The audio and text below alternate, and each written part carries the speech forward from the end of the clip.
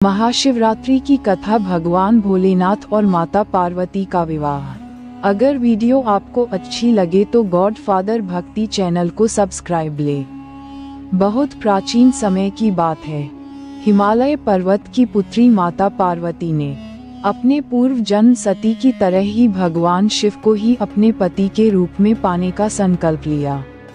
सती ने जब अपने पिता दक्ष के अपमान से दुखी होकर योगाग्नि में देह त्याग दी थी, तब भगवान शिव गहरे वैराग्य में चले गए और कैलाश पर्वत पर तपस्या में लीन हो गए।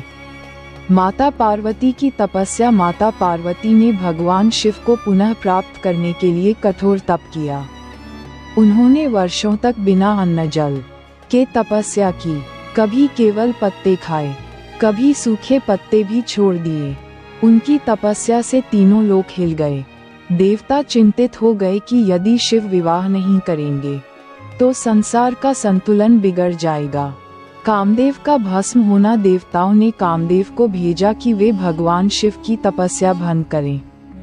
जैसे ही कामदेव ने अपने प्रेम बाण चलाए, भगवान शिव ने क्रोधित होकर अपनी तीसरी आंख खोल दी और कामदेव भस्म हो गए।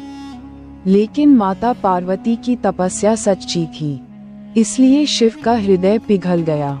शिव का स्वीकार। भगवान शिव ने माता पार्वती की भक्ति और तपस्या से प्रसन्न होकर उन्हें स्वीकार कर लिया। उन्होंने स्वयं प्रकट होकर कहा, हे पार्वती, तुम्हारी तपस्या अद्भुत है।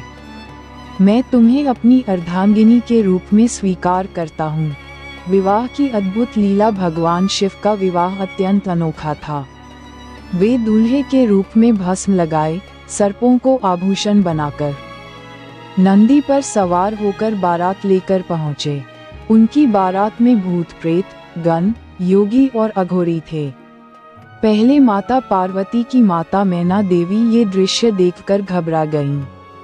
लेकिन नारद मुनि ने समझाया कि यही भगवान शिव का स्वरूप है, वैराग्य और करुणा का अद्भुत संगम। अंततः विधि विधान से महाशिवरात्रि की रात भगवान शिव और माता पार्वती का विवाह संपन्न हुआ।